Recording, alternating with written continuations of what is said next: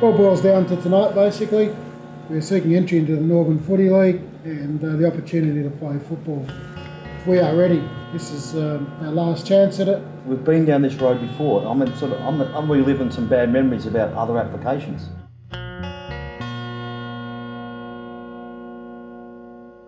There's a lot riding on this, I'm telling you. The impact of this decision, I mean, we've got like hundreds of our people waiting for a text message or a call, how did Fitzroy Stars go? So the impact is going to be a massive ripple effect, it's going to be real good, or it's going to be total devastation. Behind me at the moment, they're in the Watsonia RSL Club, which is the headquarters of the Northern Football League, where the other clubs that are in the NFL are deciding whether or not to allow the Stars to actually join the league. Now the boys have made their presentation and await the decision of the Northern Football League. This very moment is the culmination of 14 heartbreaking years since the Fitzroy Stars Football Club last played in the league. And believe me, that wasn't through lack of trying. During the 70s and 80s, the Stars were an institution and a cornerstone of the Victorian Aboriginal community. That's me, bottom right, in 1984, bright-eyed and bushy-tailed. There wasn't a black man in Fitzroy that wasn't asked to pull on the colours at least once. Some were great, others brilliant. Together, we were the Stars, and this is our story.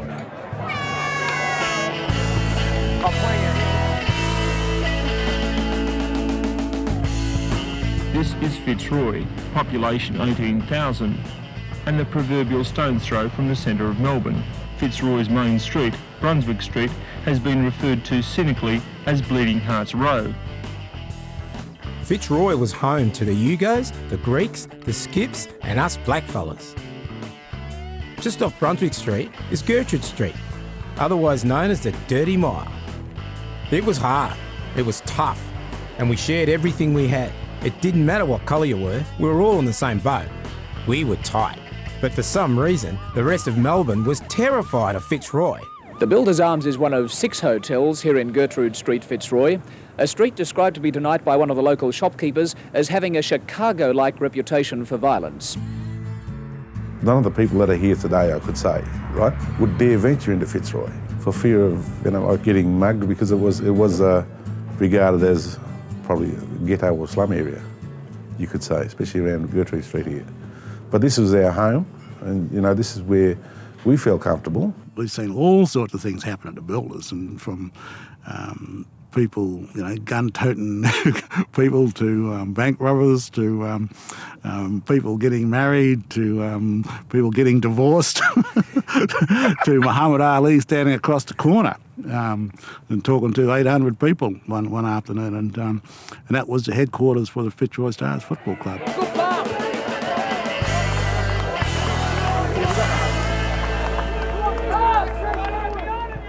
Well, they were originally the Fitzroy Y.C.W. In 1972, they were left the league of the Y.C.W.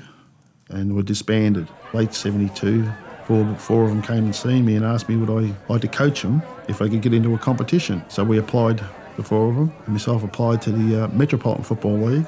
We had no ground, no jumpers, no trainers, no nothing. Just 4 boys standing there with a coach to say that we can play the game, and that's how it started.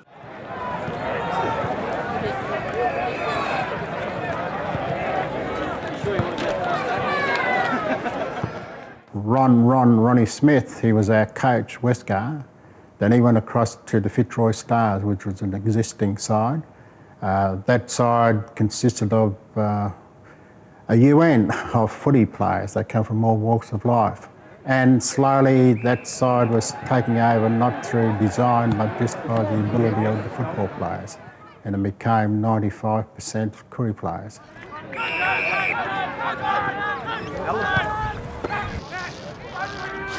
You had nothing.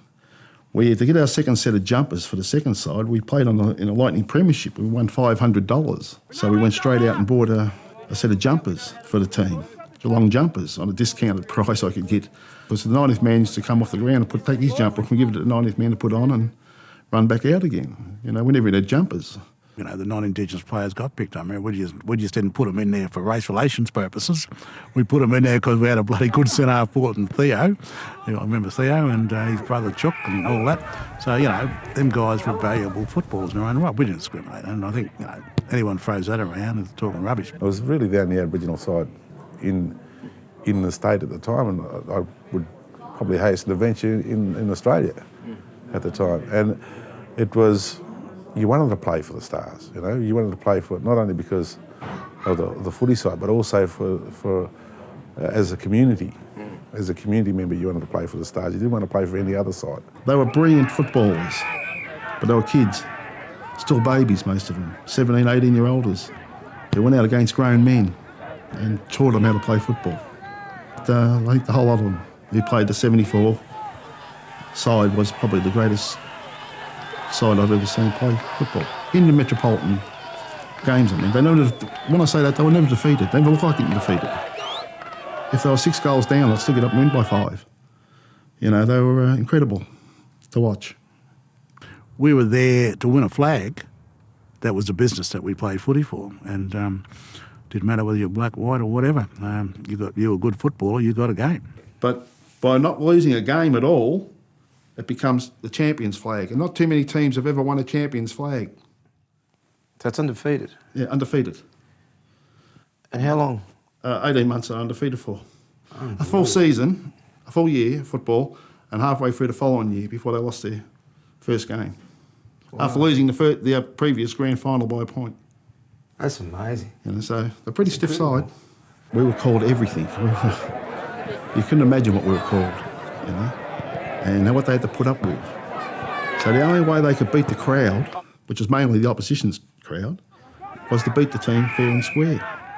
And that's what they did. They took on all comers, Port Colts, the lot of them. They took on East Brunswick, East Hawthorn, the districts. They took them all on and beat them all. And in the finish, they won respect. And the best part about all that was the people of Fitzroy, especially from around Gertrude Street, Fitzroy, won the respect of the outer population. From what I can gather, it's all pretty positive, and I'm talking mainstream community out in the Northern Football League amongst the different clubs, and yeah, I just gather that the time's right. In previous years, it's always been, you know, the Stars are coming with this bad aura about them. There seems to be a lot of more acceptance and understanding of the Indigenous community, and I think people understand the importance of a football club in providing good social change for Indigenous communities as well.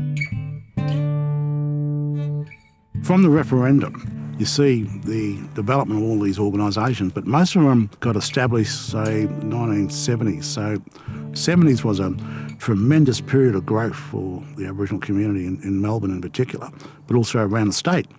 Now you've got to remember this, that right up until 1960, we probably only had one organisation, that was the Aboriginal Advancement League. Stars was part of the rise of the health service, the Y.C.W, the BACL was obviously Victorian Aboriginal Co-op ones, right? So all those ones that were located around Gertrude Street and Brunswick Street and Smith Street all virtually grew together. And part of that growth in Aboriginal community organisations was also included the Fitzroy Stars Footy Club and the gym. In 1979, my sister, Debbie Deacon, was the CEO of the Victorian Aboriginal Health Service. She rang me and said, "Get your black ass down here. Muhammad Ali's on his way." 7 years after the growth of Aboriginal organisations in Fitzroy, word had spread all the way to the United States. Even the world champ came and paid his respects to us. Everything in life has a purpose. Trees have a purpose. The moon has a purpose. Stars have a purpose. The sun has a purpose. All human beings were born for purpose.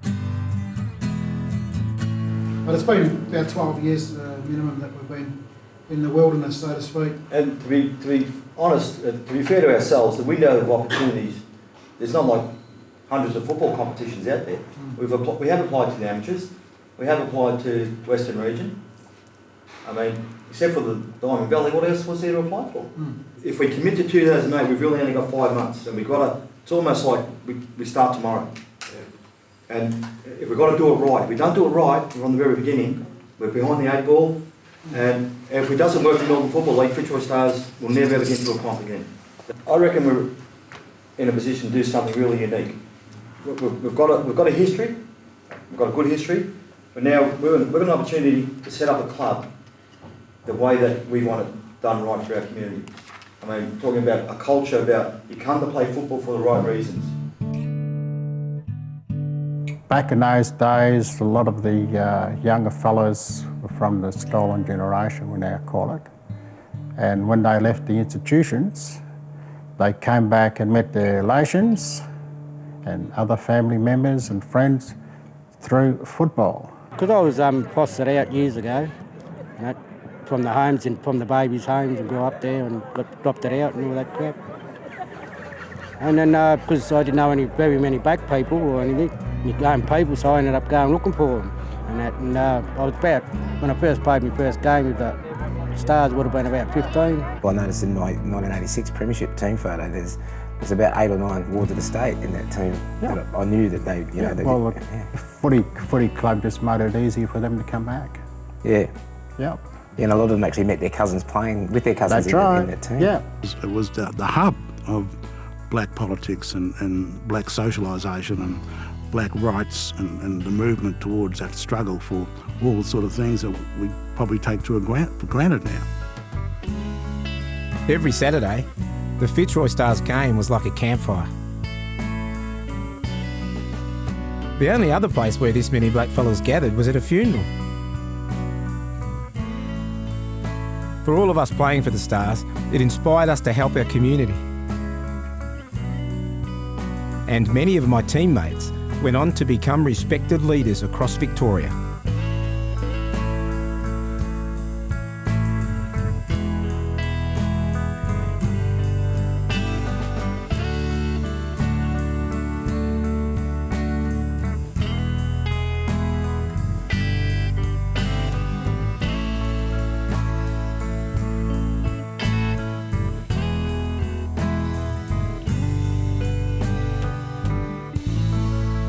Oh yeah, we were pretty good at footy too.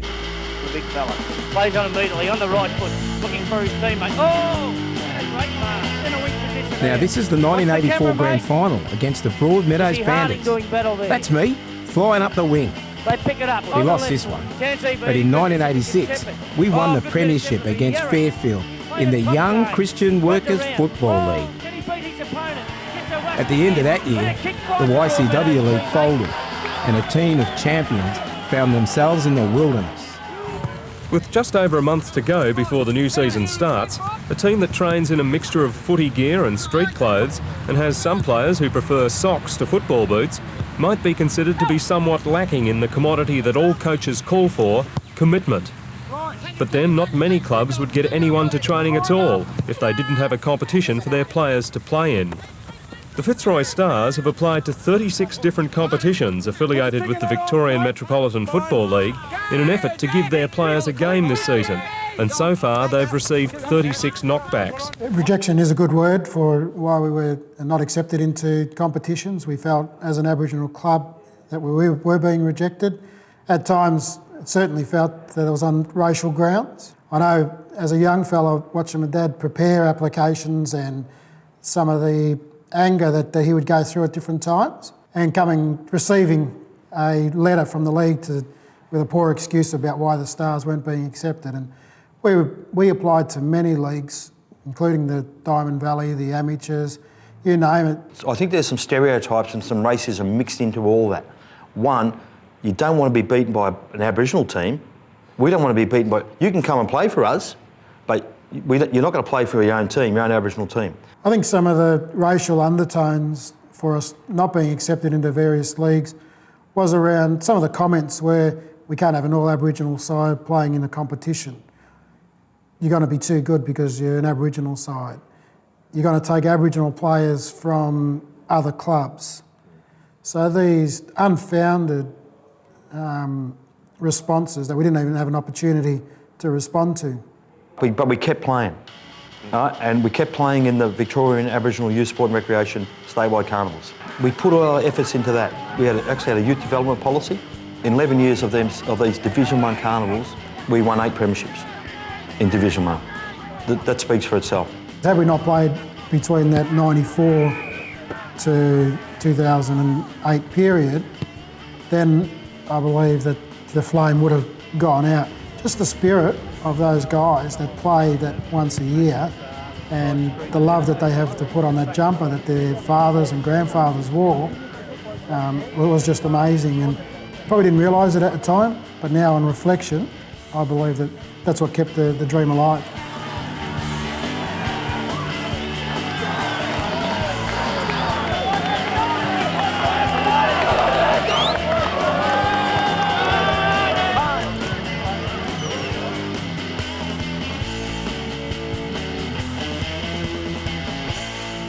Once I sort of got an inkling that we might be in comp, then I was reinvigorated. Because it give us a target. I knew what I could do.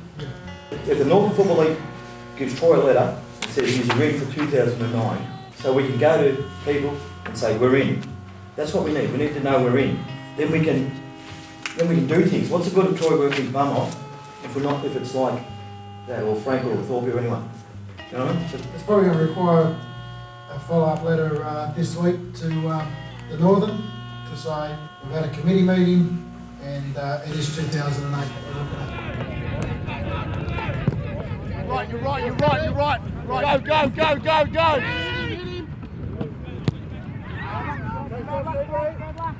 At the moment we're training, right, we've got 40 blokes on the track. And I spoke to Troy and Thorpe and I said, listen, we just can't wait until the decision's made. We've got to get ready now. Let's prepare for a yes vote. And we took that punt, but we're fairly confident. Talk's been good. The endeavour's been fantastic. You've only been out here for an hour, so you played a half a game of footy. All right, you all look pretty. You all sweat. Huffing and puffing. All right, so it's about our fitness level. I mean, we know that we've got to work hard at that. So, two or three more drills. We made a rule that we're going to set the bar. When we play John, all right, kick the kick, win a flag.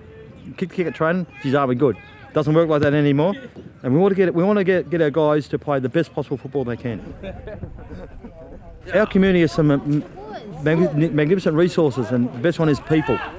And we've got people involved or can get involved in this club who have run Aboriginal organisations, who have been in community infrastructure for a long time, who've spoken to the Prime Minister, all right, or spoken to the guy next door. So we've got people in our community who know how to run a damn footy club. Not sure whose idea it was, but Thorpe undertook to approach Michael Long and Kevin Sheedy, and they both accepted immediately and really want to go support the club. And yeah, it's been a credit to Alan and the work that he's done with those guys. Kevin Sheedy signed on today, #1 ticket holder.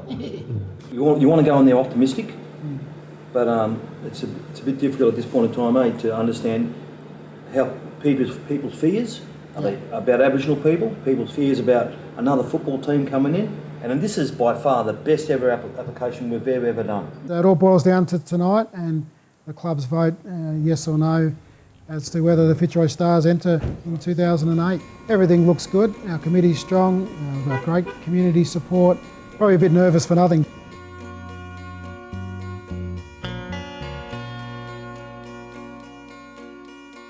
So Troy Austin's in there now, hammering away at his prospectus and giving a presentation, which will probably go for up to an hour, and then they're coming out. Oh, God.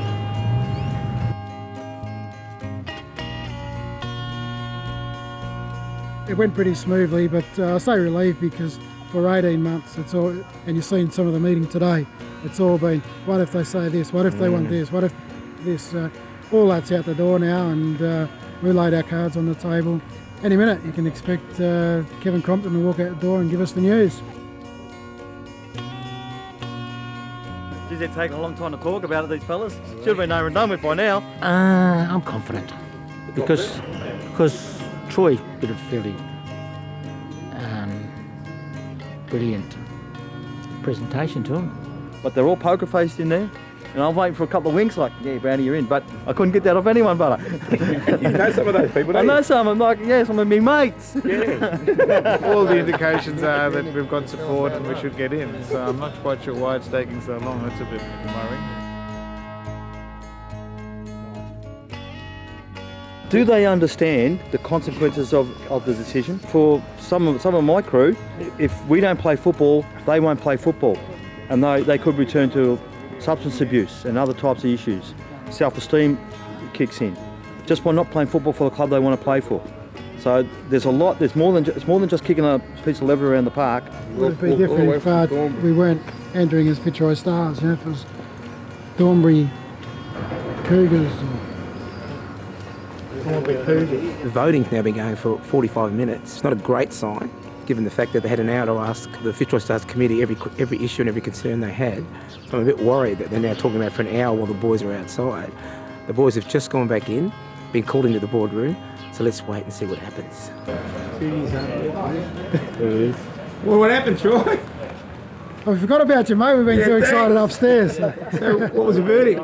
The club's voted positively for us to enter the Northern Footy League, so yeah, we're pretty happy. I'm happy now. I'm real happy now, hey. Tell us what's going on. Well, I mean, apparently it was an overwhelming result, a good, strong support for Fitzroy Stars. We don't know who voted for, we don't know who voted against, we don't care. I mean, the job's done. Congratulations to Troy and Thorpe and everyone else, and we're ready to go. That's right, the legendary Fitzroy Stars are back. The Fitzroy Stars are now part of the Northern Football League. For the first time in 14 years, they're playing competition football. Past stars and supporters from far and wide came to watch the first game of 2008. The Stars versus East Reservoir. The hearts of supporters were swelling with pride. Many of these players were the sons, nephews and grandsons of the original stars of the 70s and 80s. These new stars play with all the heart and intensity of the old. Oh, we were back all right. There's a buzz in Fitzroy again. Hasn't been a buzz in there for ages. The northern suburbs are alive, mate. Since what's happened and the announcement of the sorry day, the situation, this can only put us a little bit forward and bring everybody else together, and it's some activity that can the whole family and the players can enjoy as well, and the whole community in general.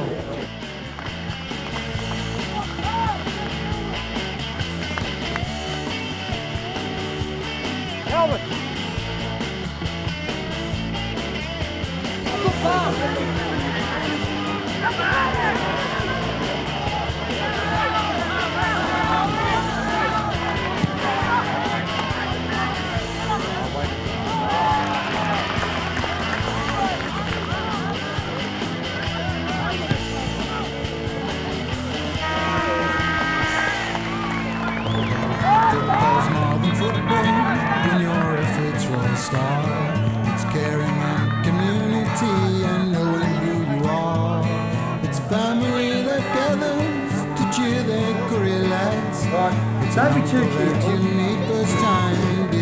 Part of me is happy. Part of me is happy because today was a milestone for this club. 14 years in the making. Now, it's 14 years to get here where we are now.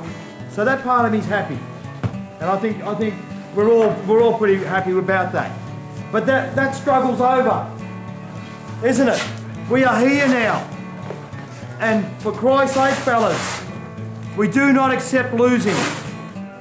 Okay? We're happy to play, we're happy to be brothers. You have to think about the people that helped get you here. And it's Troy and Thorpe and others. And some people who helped get you here not here with us now. But we're not disgraced. No, by no means disgraced, fellas. Right? You can walk off with your heads high. Right? I'll give you that. Walk off with your heads high. It would have been fantastic to have a win. That would have been the fairy tale, wouldn't it, John? Oh, yeah. But it wasn't to be. But lots of positives from the game. It's a good start, mate. So, I'm like I said, I won't tell the boys this, but I'm pretty happy. Go Stars! Go Stars! Go Stars! Go Stars! Go Stars! This is Troy Austin. Go Stars! Go Stars! Go Stars! Go Stars! Go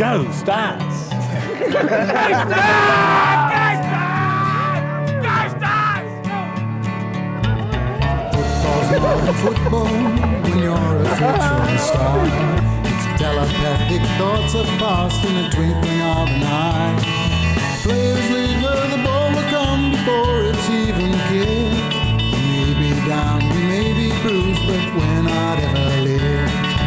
We pull on the colours as if Black Fist hits the ball. We know it's more than the 22 that's in the team. It's every child been stolen, everyone that's hung in jail, every Koori in the country that's living through our dreams. See, football's more than football when you're a Fitzroy star. It is the thread that binds us all every time we grab that ball. I have to laugh when I see the fear in the eyes of the other side. Can't be our size that worries them, must be this curried pride.